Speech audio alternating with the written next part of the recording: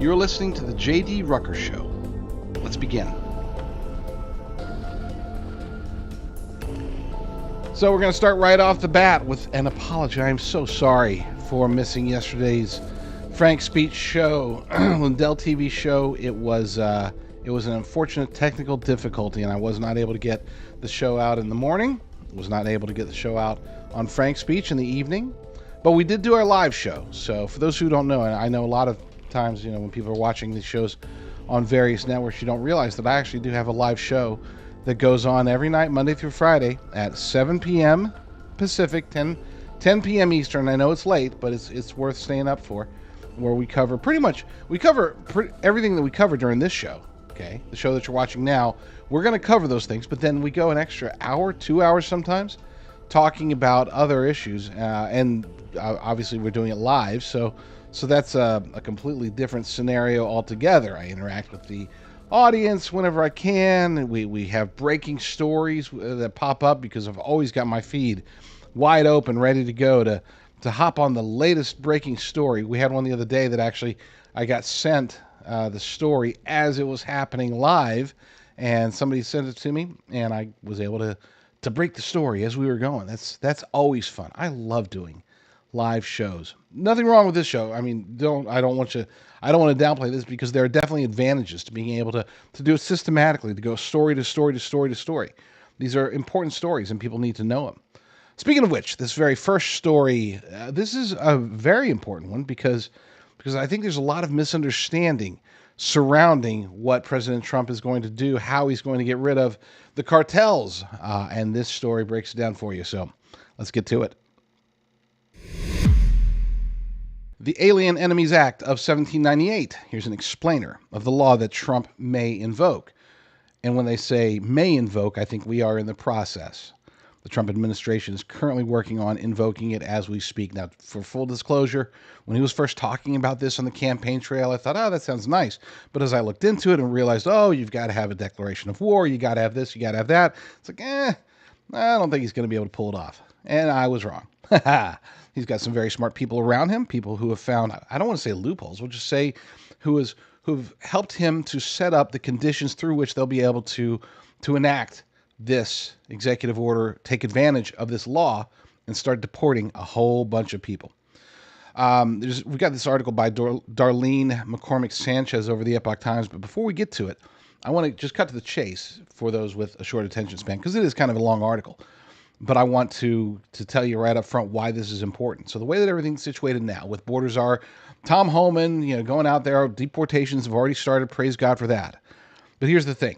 The way that they're going after the violent criminals, right? They're going after just criminals in general, basically those who are either in jail right now, illegal aliens that are in jail, get rid of them, or that have been arrested, charged, and but they're now freed and roaming the country. He's going after those people first. Great. What happens when we have to go after others? And do we have to sit and wait around for example, for Venezuelan gang members to commit crimes before Tom Homan's going to go after them? And with this, the answer is no. We can start going after the Transgenders, for example. We can start going after them, not have to wait for them to commit crimes. This is a game changer. This means that Tom Homan and ICE, they will be able to start going after the very dangerous Venezuelan gangs and not have to wait until they commit the crimes that they invariably will commit. Super excited about this one. But let's get to the article itself. We have it cross-posted over at AmericaFirstReport.com. President Donald Trump is considering employing a centuries-old law to expedite the deportation of foreign national gangs and cartel members to help secure the U.S. border. On the campaign trail, Trump pledged to invoke the Alien Enemies Act of 1798 to target and dismantle every migrant criminal network operating on American soil. That was a quote. The Alien Enemies Act is part of the larger Alien and Sedition Act, which Congress enacted during John Adams' presidency when the United States was on the brink of war with France. It is a sweeping law that, when invoked, grants the president extraordinary power. On the first day of office, Trump signed 10 border-related executive actions, including an executive order that states that the president may invoke the Alien Enemies Act to stop, quote, any invasion or predatory incursion against the United States by a qualifying actor. And that's the important part. There are two conditions, and this is why I was skeptical, because there are two conditions that must be met to invoke the act, according to Joshua Trevino, Chief Transformation Officer for the Texas Public Policy Foundation, a conservative think tank that analyzes policy. First, there must be a war, invasion, or predatory incursion of the United States territory, which he stated that's what he's going after in his executive order. Second, the invasion or hostile act must be committed by a foreign government. And that's the part that was the real sticking point for me. Okay? I mean, this was intended to basically go after, in 1798, to go after anybody who's French. Hey, if you're French, we got to get rid of you, because there's a chance there's a lot of French people that are trying to get us into war with France, and we don't want to do that, so we're going to get rid of you. Doesn't matter. If you're French, you're gone. That was the notion. This was also used by FDR to create the Japanese internment camps after the 1941 attack on Pearl Harbor.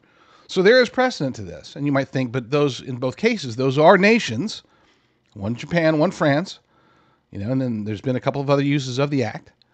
So how does this apply? Can we just say, we're going to get rid of anybody from Venezuela? No, that's not what they're trying to do. And it would be very difficult to do that. But no, they outsmarted everybody. Let's get back to the article. The act was initially used to stop French people in the United States from agitating for war. Based on that scenario, Trevino believes terrorist groups acting as foreign powers or operating in association with foreign governments could meet the requirements needed to invoke the law. And this is a quote from Trevino. He said, "When you look at cartel activity, then we are being invaded." And it's true. It's an invasion. They're not coming over here to integrate with the United States of America. They're not trying to become Americans. They're trying to take over their little piece of America and turn it into their version of Venezuela. And it's not just Venezuelan gangs, to be clear. There are multiple cartels, multiple gangs out there that are operating in a way that is contrary to the law and order and safety and security of the United States of America. That's why I agree this is an invasion. He said the cartels and foreign gangs could be seen as quasi-government entities assaulting the country's sovereignty. Again, very true.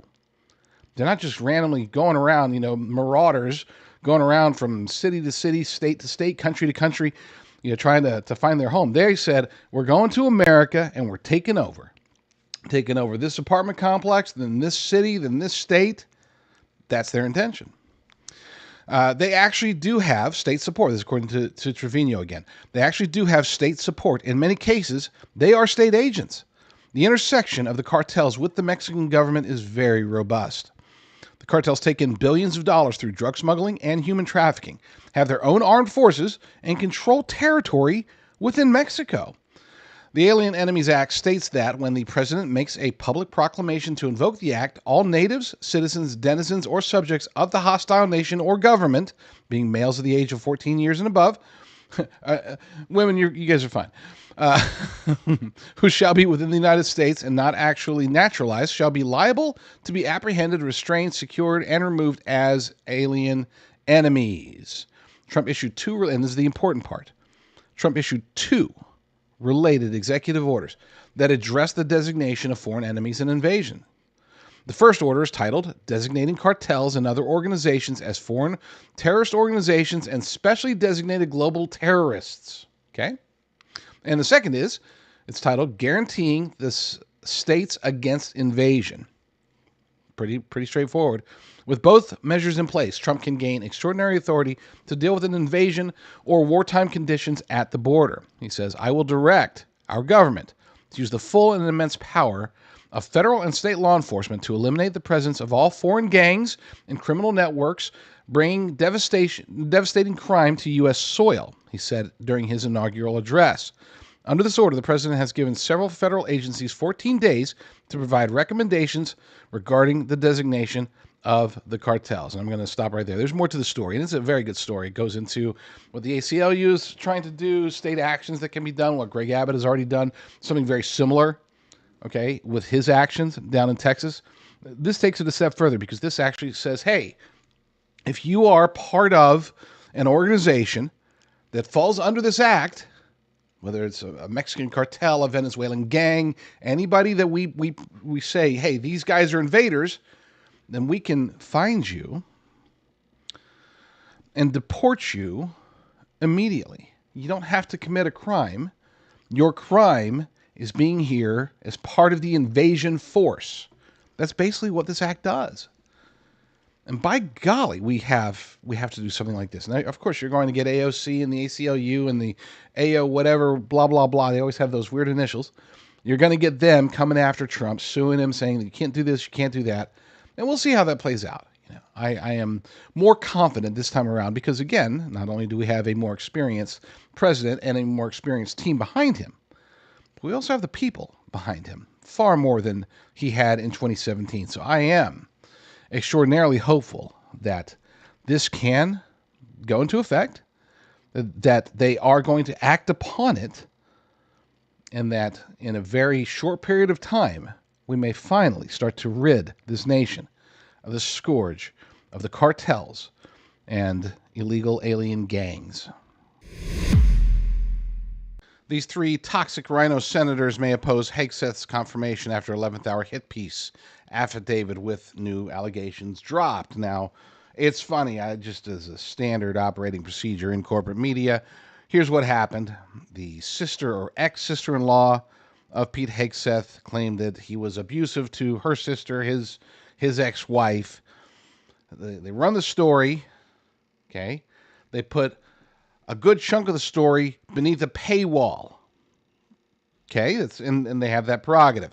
The top part of the story that's not behind the paywall tells you Pete Hegseth's a monster. He like beat his ex-wife and all this other stuff. It was terrible. If you pay for it, then you can get to the bottom of the article. And at the bottom of the article, it says, and by the way, the ex-wife completely denies any of these allegations. But this report, of course, that has now been given to senators is apparently enough of an excuse for the rhinos, the biggest rhinos. There's a lot of rhinos in the U.S. Senate amongst the Republicans, a lot of uniparty swamp members. But the three biggest, the three most evil, they're already expressing interest in not voting to support him. In which case, it's funny that we're probably going to get, Pete Hegseth is probably going to get confirmed thanks to, guess who? John Fetterman, of all people. This article comes from the Gateway Pundit by Christina Layla. The three usual rhino suspects will likely oppose Pete Hegseth's Secretary of Defense confirmation after an 11th hour affidavit with false allegations of spousal abuse against Hegseth was released. Republicans, and we use that term lightly, Mitch McConnell, Lisa Murkowski, and Susan Collins may oppose Hegseth for Defense Secretary, forcing Vice President JD Vance to break the tie, according to Fox News reporter Chad Pergrom. Here are the details via Fox News Congress reporter. Fox has learned that unless there is a time agreement to accelerate debate on nominees, it is possible that the confirmation vote on Defense Secretary nominee Pete Hegseth could come late Friday night or in the wee hours of Saturday morning. The key is when the Senate confirms CIA Director nominee John Ratcliffe, who is ahead of Hegseth in the queue.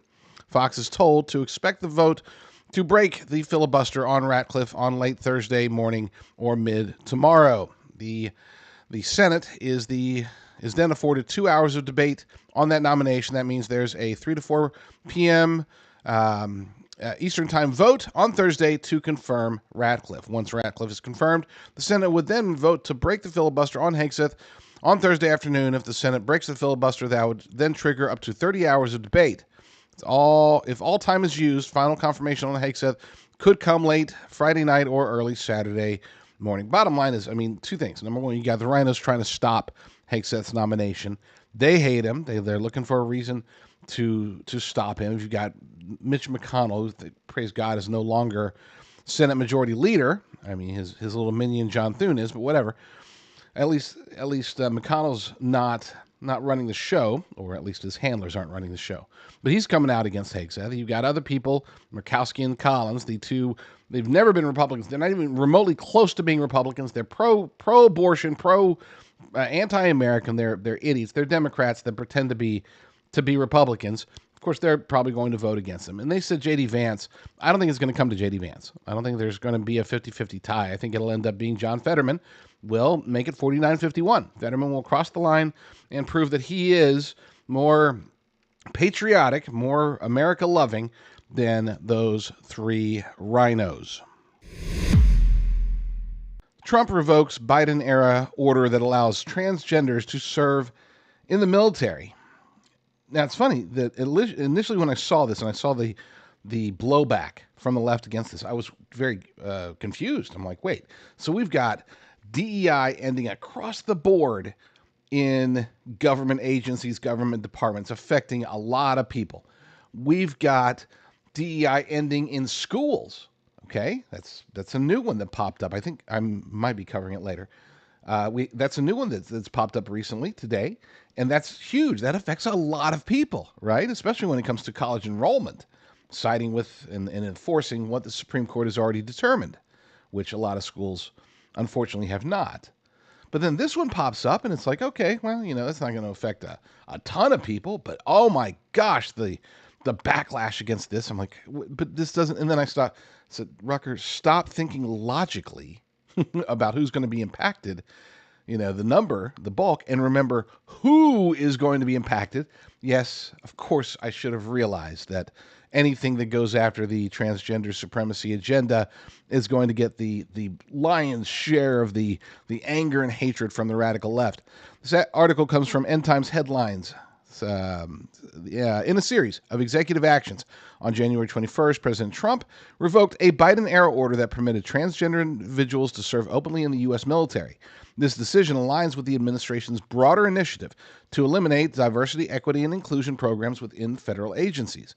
The rescinded order, originally implemented by Joe Biden in January 2021, had allowed transgender individuals to enlist and serve openly in the armed forces. While President Trump's recent action do not immediately reinstate a ban on transgender service members, it paves the way for potential future restrictions, and praise God for that. Now, here's the thing: the order is being attacked with all. Hold on, before you sit down for this one, because this is kind of a big deal. The arguments against this order coming from the radical left, there is a hint of logic to them. I know that sounds crazy, but it's true.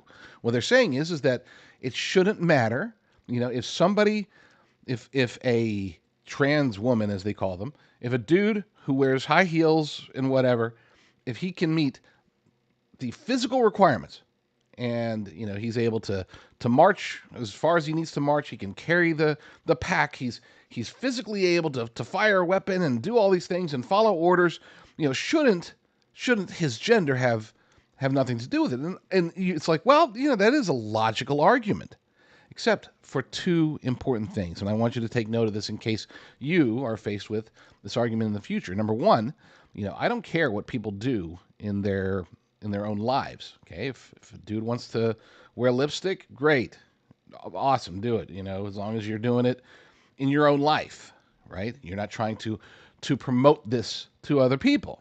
You're not trying to groom children, for example. And part of that is that your actions, your life choices cannot affect the others around you. And in the heat of battle, having having transgenders around you as part of your military group, okay, your battalion, your squad, whatever, that's not a good thing. It's going to affect the group. It's going to affect individuals. If you are a strapping young man running into battle, okay, you want to be surrounded by other strapping young men running into battle, right? You don't want. So in other words, it does have an impact being transgender, even if they have all the physical qualities that they're able to use. There's something in the back of the mind. There's a difference. There's a difference that happens, and it's biological. It's an instinct. Okay, it's not like something where, oh, I guess you're saying that military men are discriminatory. No, they can't help it. Just as they couldn't help it if they're running into battle and there's a woman next to them. We as men, we have an instinct to try to protect that woman, not the other way around. And people say, oh, that's sexist. Okay, well, I mean, if that's what you think it is, I'm just saying that there are differences between men and women, and there are differences between straight whatever men, regular men, and transgender people. Gosh, I always struggle with trying to figure out their pronouns. It bugs me. But arguably the biggest reason that this order makes a lot of sense is because up until just very recently, gender dysphoria was considered to be a mental illness, not something that you affirm, something that you treat. And we don't need mental illness within our military ranks. It detracts from our military effectiveness. We have to get back into the business of letting our warfighters fight wars. Not necessarily, I don't want them to fight wars, but to be able to be ready for the defense of our nation. So you don't want a whole bunch of mentally ill people in the military. I mean, like I said, this was common sense up until very recently, up until really the Obama years. Before then, gender dysphoria, mental illness, probably shouldn't give that person a rifle and send them into battle with men. Whether you've been a prepper for a long time or maybe you're just getting started, you're just looking around and thinking how crazy it is, we usually cover the basics. You get your food, you get your water, you get your ammunition, don't forget your ammo. You get your battery chargers, solar battery chargers, or whatever. But a lot of times I think people will forget their meds, okay? Whether it's chronic meds, antibiotics, I think a lot of people don't even realize that you can stock up on that stuff. They go to the doctor, they go to the pharmacy, and the pharmacist said, oh, here's your 2-month supply or whatever. Well, you can actually stock up on a lot of these meds by going to jdrucker.com/meds. You'll talk to the good folks over at Jace Medical. They can get you a 12-month supply of certain prescription drugs. They can get you emergency meds, all sorts of good stuff, things that you may or may not need, but it's always good to have it on hand because I guarantee you, even if you don't think you need it today, you might need it in the future. jdrucker.com/meds. A large retail store just canceled a huge order, leaving us with a ton of extra My Pillows. But you know what? That's their loss. I'm going to make it your gain. For the first time ever, you get standard classic My Pillows for wholesale prices, only $14.88. I can't believe I'm even saying that. Only $14.88. But it gets even better. For a limited time, I'm going to offer my entire classic collection at wholesale prices. Upgrade to a queen size My Pillow for just $18.88. King size only $1 more. Get my body pillows for $29.88 and multi-use My Pillows for only $9.88. So go to mypillow.com or call the number on the screen. Use your promo code to take advantage of wholesale pricing for the first time ever on TV, including my standard size My Pillow, only $14.88. They've never been offered this low before. We have limited quantities at this price, so limit's going to be 10, and once they're gone, they're gone. 3 reasons why yesterday's school shooting is getting buried by legacy media. When the story first broke, every legacy media outlet pounced on it. I think every single one of them noted that this was the day or the day after, whatever, President Trump disbanded his gun violence task force, or the White House gun violence task force, or whatever it was. They were all about that, and then they started learning the details about the incident, the murder. That's what it was. And specifically the murderer, and it's like, this really doesn't match your narrative. Let's go ahead and skip it. So for the quick details, in case you do get your news from corporate media and you didn't hear about this, Solomon Henderson, 17 years old, he brought a gun to school, hid it in the bathroom, then during, I guess, lunch, went and retrieved the gun, took it into the cafeteria, confronted 16-year-old Jocelyn Correa Escalante, shot her, killed her, murdered her, and then also shot one other person before killing himself. And that's straightforward school shooting. Every single one of them is tragic, but this one didn't match the narratives. That's why you're not hearing about it. First reason that they're not talking about it is because Solomon was black. Uh, the narrative is always that school shootings, generally speaking, were only supposed to be carried out by by angry young white men or white boys, I guess, and that's not the case in this case. And if you notice, that hasn't been the case a lot lately. It seems as if there's more. I hate to make it sound like I'm making light of it, but there's more diversity in the school shooting arena, so to speak. You're getting transgender people and minorities getting involved. It's no longer just relegated to only white boys. Number two, he wasn't happy about being black. He actually noted in his writings. I'm not going to go through many of his writings. They don't make a whole lot of sense, but in one thing is noteworthy. It says in one of his first sentences, and this comes to us from News Channel 5 in Nashville. One of his first sentences in the writings that they were able to find of his, he said he was, quote, ashamed to be black. He was anti-Semitic in his writings and posted a flyer from the Goyim Defense League, which is a neo-Nazi white supremacy group that visited Nashville last summer. And again, he is black. So that didn't quite fit the narrative at all, especially, considering the obvious. But then number three, and this is arguably the biggest reason that the story's getting buried, is that they were called on. Apparently the school has had challenges in the past, the school district has, and so they've talked about improving security there.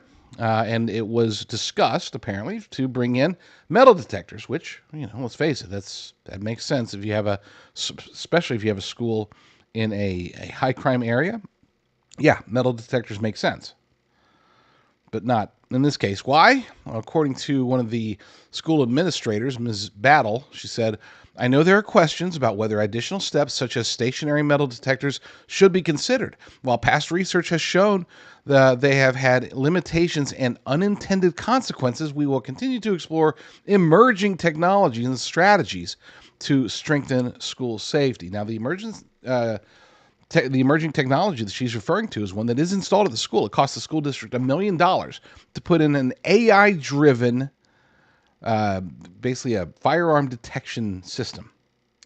Now, the way it's supposed to work, it's supposed to tap into the school cameras, and it is supposed to alert police and the resource officers and principals and whoever anytime the cameras pick up what they believe to be a gun. The AI is supposed to be watching and then see a gun and digitally scream gun and get everything fixed. And that's supposed to happen within 2 seconds. $1 million to install this. But apparently it didn't work. Now, to be fair, we don't know. Maybe he had it in his bag and he had it away from cameras. And then when he went to retrieve it, maybe he just pulled it out, didn't say anything else, pulled it out, and was able to murder his victim, shoot another victim, and kill himself in fast enough to where this system wouldn't have been able to work. But that highlights the reality of systems like this. Having a detection device, that doesn't make any sense. Oh, it's AI driven though. That makes it better. That makes it worth $1 million. You know how much metal detectors are? And had there been metal detectors, we can assume that he would not have been able to sneak the gun into school. This young lady, the 16-year-old girl, would almost certainly be alive today if they had had metal detectors. Instead, they have to go with this fancy, schnazzy, invisible. That's the important part. You don't want to offend students with metal detectors, so let's just spy on them with AI. That'll make them feel better. All the gun lunacy that we've been hearing about, all the AI lunacy, all the race-baiting lunacy, it's all congealing in this one story. And that is why legacy media is in the process of burying it. Mr. Beast launches a bid to buy TikTok. Now, I am relatively indifferent when it comes to Mr. Beast, mostly out of ignorance. I mean, I know that he's had some scandals surrounding some of the people that are around him. I know that he's also had some quote-unquote positive press for some of his charitable work, kind of putting his money where his mouth is and actually getting stuff done. I think it was in Africa, building water wells, or could have been the Middle East. I'm not sure. I don't pay attention to him. My kids don't pay attention to him either, so that's probably why. I had any of them started following him and whatever, then I would have investigated and found out who is this guy and what is he doing to influence my children. But since I didn't get hit by Mr. Beast. Apparently, hundreds of millions have been because he's super, super popular and apparently very, very rich. Rich enough to be able to mount an effort with some investors to buy TikTok. According to the post-millennial Hayden Cunningham over there, says popular YouTuber Jimmy Donaldson, known as Mr. Beast, has announced his interest in purchasing TikTok in collaboration with a group of investors. The news comes as President Donald Trump extended the deadline for TikTok's Chinese-based parent company ByteDance to divest its U.S. operations within 75 days to avoid a permanent ban. Mr. Beast initially sparked speculation last week with a post on X stating, "Okay, fine, I'll buy TikTok so it doesn't get banned." While the post was initially perceived as a joke, Mr. Beast confirmed his intentions to purchase TikTok in a video 2 days later. He said, "I just got out of a meeting with a bunch of billionaires. TikTok, we mean business. This is my lawyer right here. We have an offer ready for you. We want to buy the platform."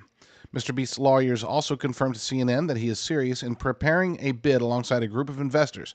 The investor group, led by Employer.com founder Jesse Tinsley, is made up of institutional investors and high net worth individuals who want the app to continue to operate in the U.S. Tinsley said, "Our offer represents a win-win solution that preserves this vital platform while addressing legitimate national security concerns." The bid amount has not been disclosed, and it remains unclear if ByteDance is open to selling. Now, to be clear, ByteDance is definitely open to selling. They just want to sell it to somebody they can control. Seriously. I mean, this is what it comes down to. They've put so much time, so much effort, so much money to build something that is giving them just massive amounts of data. They might get more data about the United States and how to take us over, so to speak, how to fight us. They might get more data from TikTok than they do from their spy satellites. That's not hyperbole. I mean, this app, which is apparently used by 170 million or so Americans, gives them a massive amount of national security information. I mean, even just location data, they have access to that. Keep in mind, they know where 170 million Americans are at any given moment. It also gives them the ability to guide us, not us as in you and me, but guide apparently tens or hundreds of millions of Americans to make really poor decisions. I saw it was about a year ago. About a year ago, I saw this comparison between TikTok America and TikTok China. So TikTok America, we all are familiar with it. Even if you don't use TikTok, you've come across TikTok videos of people doing really, really stupid things. I noted the other day how the entire body positive movement emerged as a result of TikTok. I think we've all heard about the various pranks that happen, people getting hurt, people willing to do really stupid things like really stupid things that get them and other people hurt. And then there's just the subtle changes in our behavior, sudden behavioral changes, poor choices that we make regarding our health, our psychology, whatever. Okay, I mean, and if you spend 10 minutes on TikTok, you'll understand why. I mean, it's basically, you've got, on one hand, it's very much a place for young, scantily clad individuals to dance around and do their thing, and then on the other hand, you've got basically soft porn, and then on the other hand, you've got the really poor decisions. People, you have that guy, I think he was a TikToker, some sort of influencer, going around and he's like spraying stuff, chemicals in grocery stores. People will do anything to go viral, and that's all bad enough. But then you compare it, and they were showing what's popular on Chinese TikTok, and it's like straight up just propaganda. You got students sitting there, they're learning new skills, and they're showing people how to build whatever, anti-American nuclear bombs or something. I don't know. They're just doing crazy things, but positive crazy things. Make sure to honor dear leader.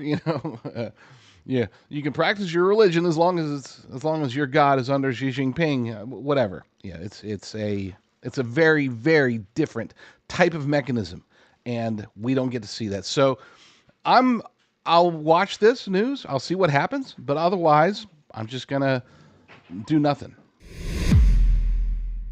There's a reason I actually agree with UN climate advisor Fatao Zhang from at the World Economic Forum's Davos globalist meeting.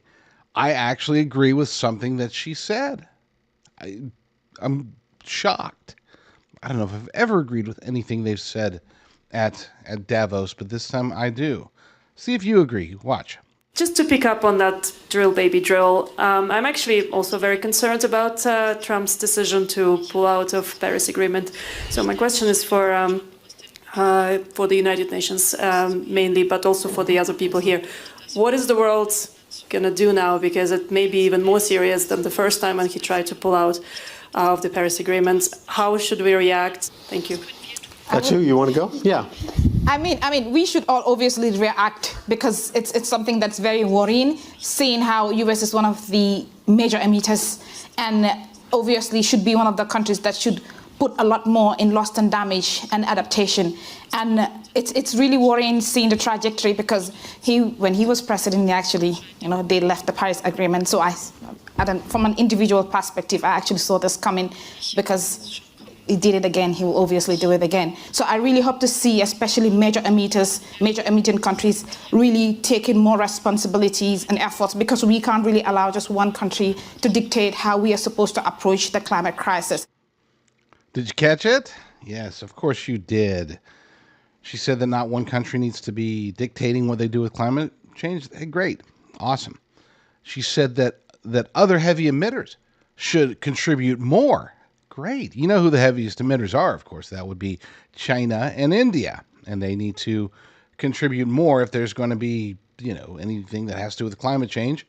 Why do we always have to take the biggest chunk of anything? And in this case, with climate change, why do we have to take any chunk? The answer is we don't. We don't have to contribute a penny to their multi-billion, trillion, quadrillion dollar fantasy, their hoax. We don't have to participate, and we're not going to. Praise God for that. But if they can get China and India and anybody else to step up and blow their money on trying to be clear, they're not even trying to quote unquote reverse climate change. This is all about developing in Africa. This is about I actually don't even know. Yeah, I had covered this. This has been 2 or 3 years ago.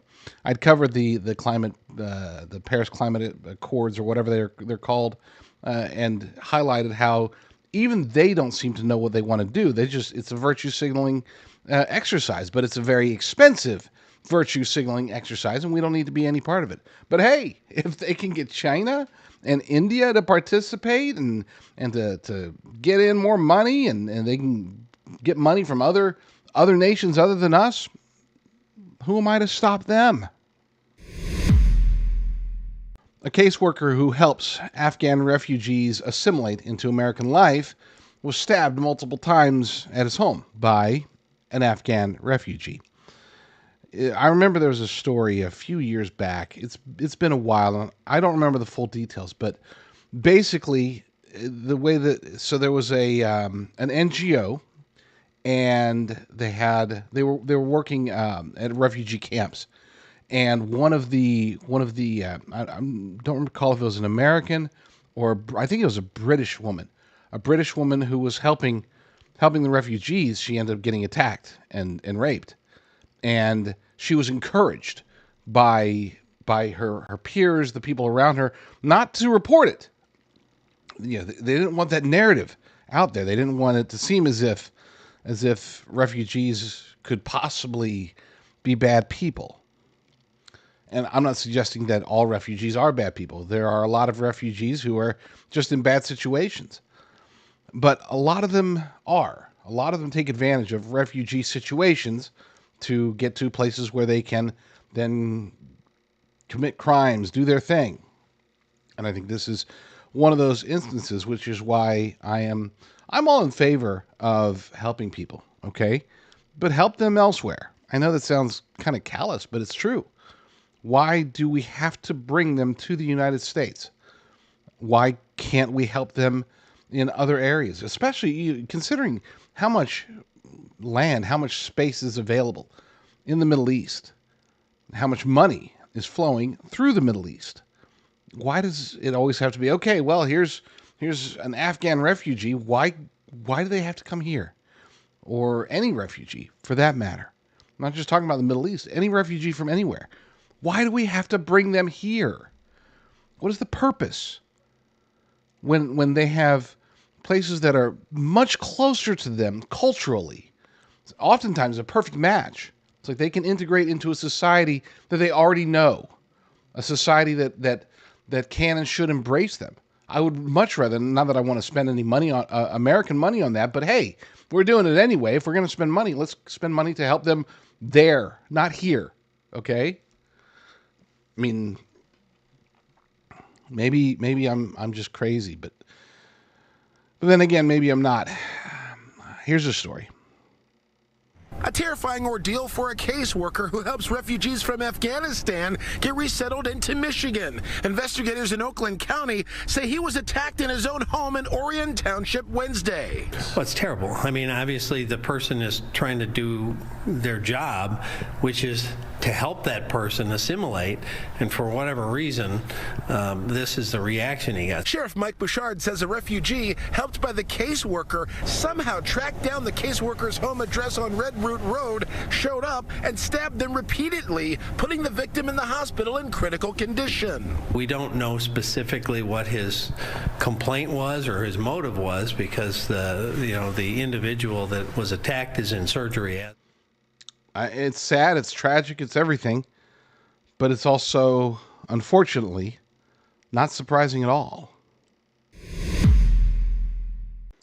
Last year, my long-term storage food company, Prepper Farms, was partnered with and actually owned by another corporation. I know that nobody knew this. Very few people were even aware that this was the case, because our production, our systems, everything was in place and working just as it should be. People would go, they would put in promo code JDR at prepperfarms.com. They would receive the maximum possible discount, as always, and then they would get their long-term storage beef.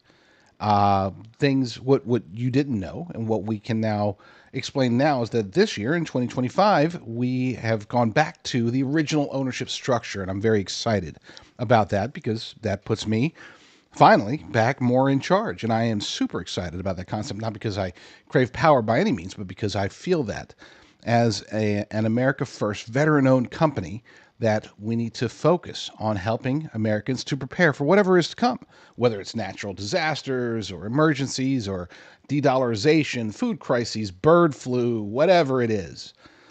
We do expect something to happen, which is why we built prepperfarms.com in the first place. The idea here is to get high quality, all American, all Texas beef, the good stuff, ribeye, New York strip, tenderloin, all of that good stuff, and freeze dry it naturally to give it a 25-year shelf life. We don't add any preservatives. There's only one ingredient, and that's beef. Lasts 25 years in the bag, and that's awesome. So support this show, support me, support yourself and your family. Protect yourself for the future by stocking up on long-term storage, high-quality beef. Go to prepperfarms.com. That's prepperfarms.com. Use promo code JDR, and you will receive the maximum possible discount.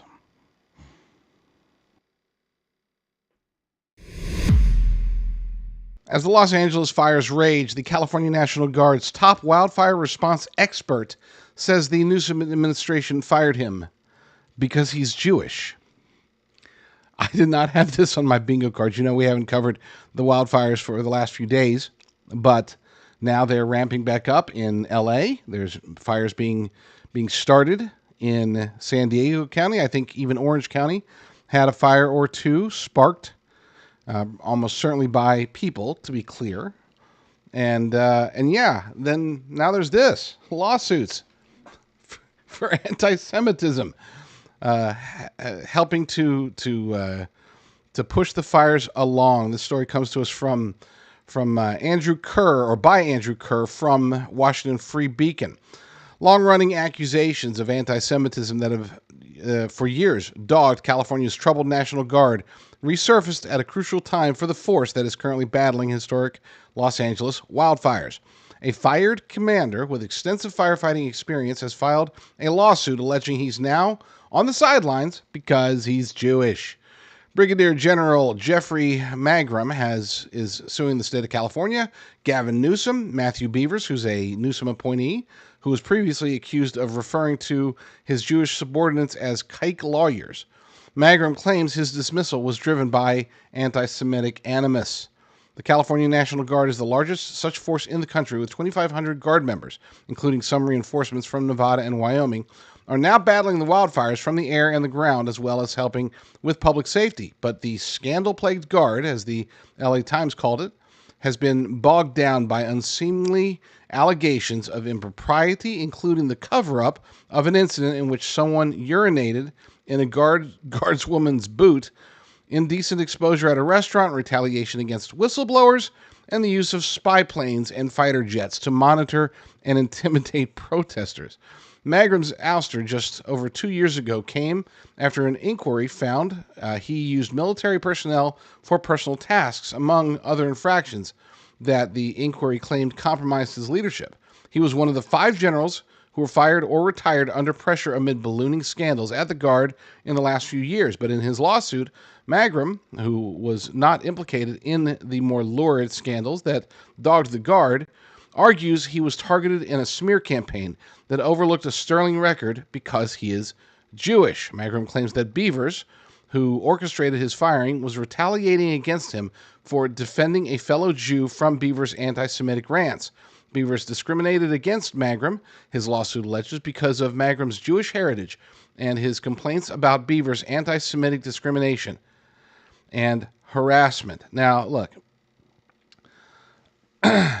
you can't make this political, right?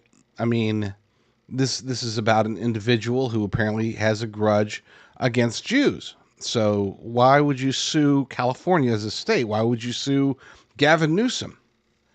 The reason for this, the answer, is because with Democrat policies, especially with the super majorities that Democrats have in the state of California, this type of culture, this type of hatred, this type of animus, as they call it, in the state, especially amongst the leaders, in this case of the National Guard, this is the environment through which such hatred thrives, such bigotry thrives. People, it's so sad that legacy media and Democrats say, "Oh, you know, if you're a Trump supporter, if you're right wing, or if you're a conservative or a Republican, then you must be racist, you must be bigoted." And yet, time and again, over and over again, we keep hearing stories about how it is the left, it is the Democrats, it is the quote-unquote progressives who are engaged in full-blown discrimination, sometimes outright bigotry.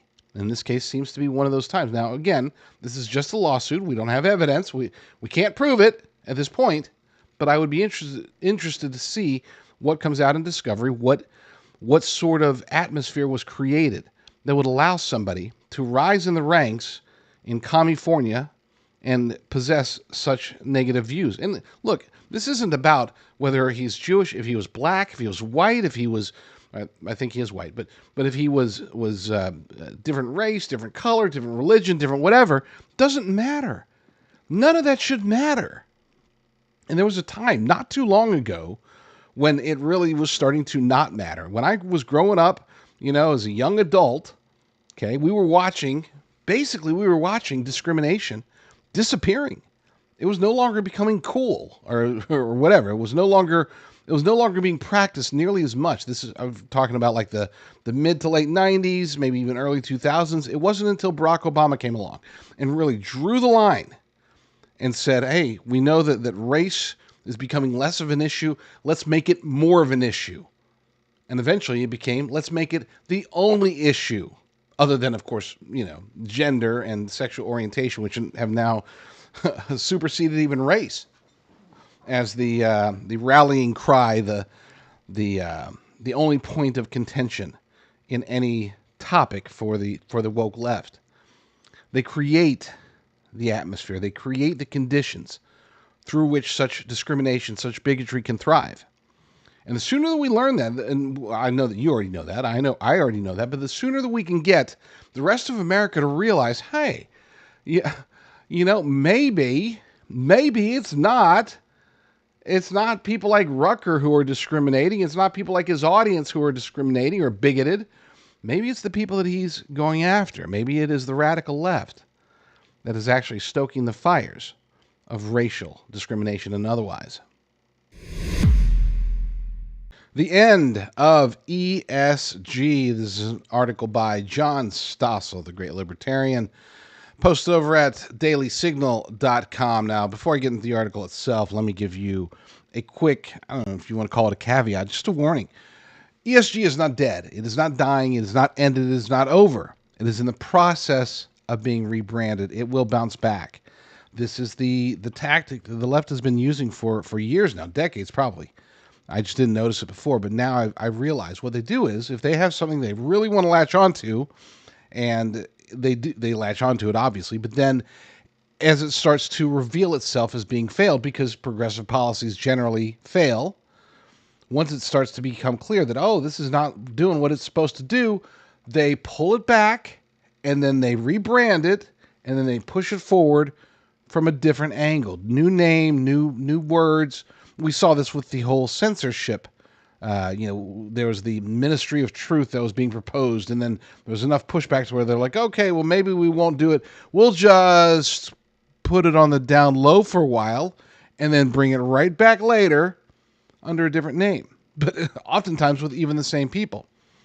So while I do appreciate what John Stossel says in this article, and I'm going to agree with 95% of it, we have to remember that it's not over. We still have to continue to fight every day against these woke policies, and this is one of the big ones, especially from a corporate perspective.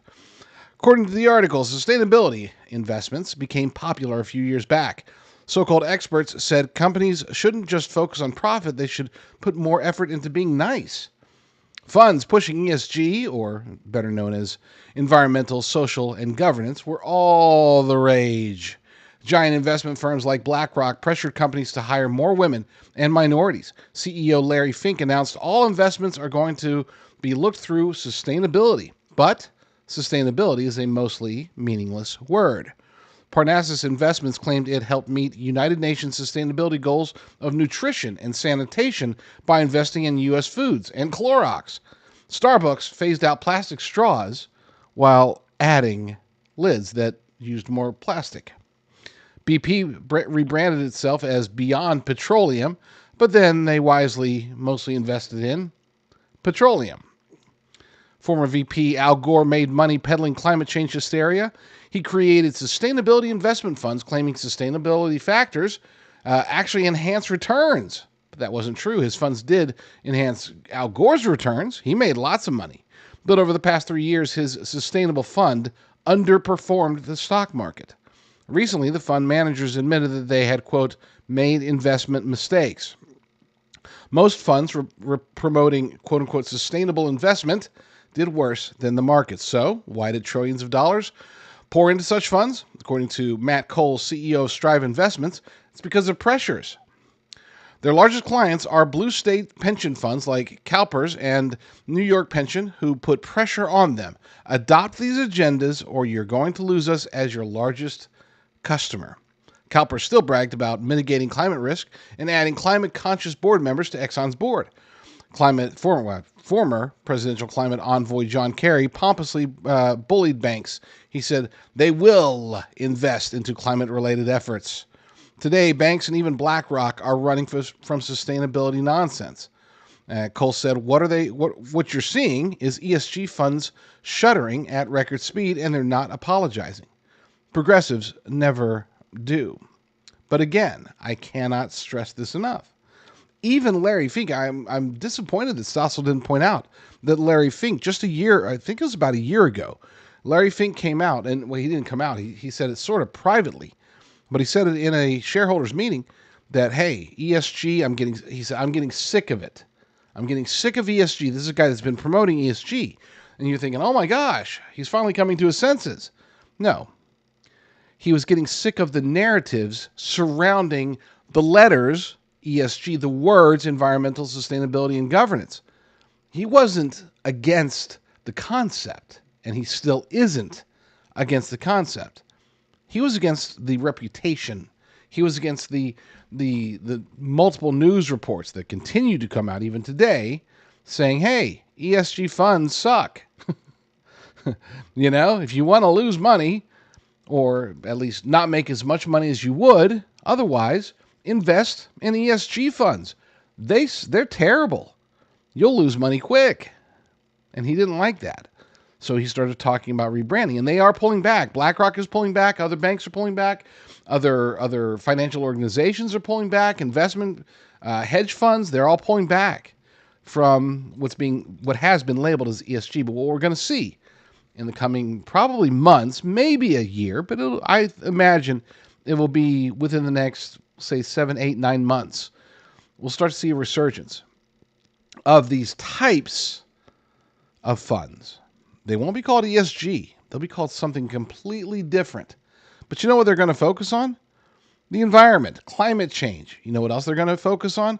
Wokeness. They're just going to call it something else. They're going to call it, instead of focusing on environmental concerns, they're going to focus on net zero investments. That's the type of rebranding that they're going to do. And that type of rebranding is going to be successful because, well, they know the reality is that they can pressure people. They have a lot of power. And generally speaking, their audience, the people that are willing to dive into that wokeness, well, they're stupid. I'm Jonathan Rose, CEO of Genesis Gold Group.